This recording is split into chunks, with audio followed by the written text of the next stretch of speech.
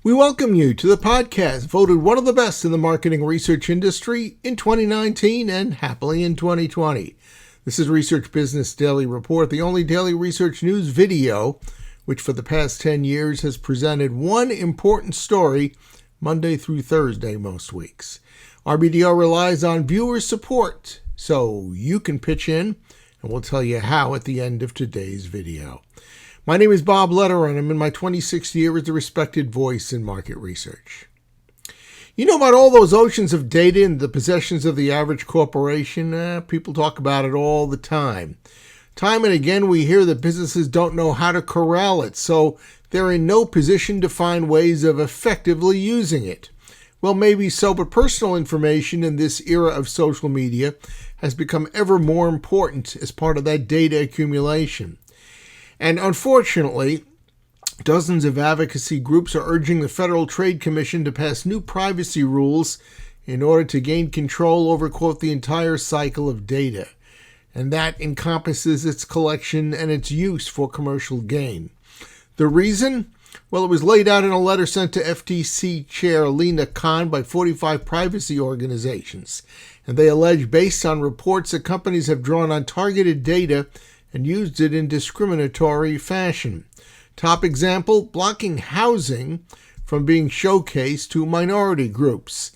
And another one, based on a 2019 report, claimed that algorithms can facilitate employment discrimination through racial or gender stereotypes in online advertising. The 45 privacy advocate groups told the FTC commissioner, quote, companies use personal data to enable and even perpetuate discriminatory practices, and to track, confuse, trick, and exploit individuals for commercial gain. And jumping to their end game, the FTC was asked by the groups to come up with, quote, rulemaking that addresses the entire life cycle of data, collection, use, management, retention, and deletion, to provide people with significant protection from discrimination and other related data harms. Senate Democrats have also urged the FTC and Khan to do much of the same, to institute rules with strong protections for the data of members of marginalized communities, to prohibit certain practices, to set opt-in consent rules for use of personal data, as well as global opt-out standards. That is the end of today's Research Business Daily Report, which we hope you found useful.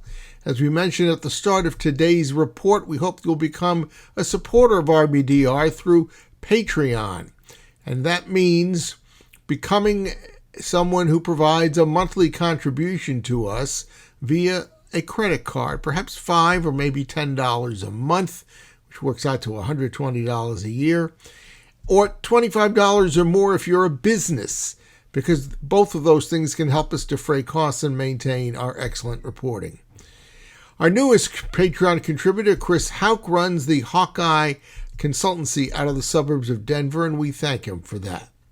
For the rest of you viewing us today, if you really want to make something happen for you that makes a difference, watch RBDR regularly, or if you must, once in a while, and then visit our exclusive crowdfunding platform at patreon.com/RBDR. And you can select whatever level of support really works for you. Thank you.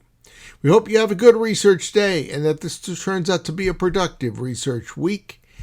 And we will see you tomorrow if you come by. And until then, please stay safe.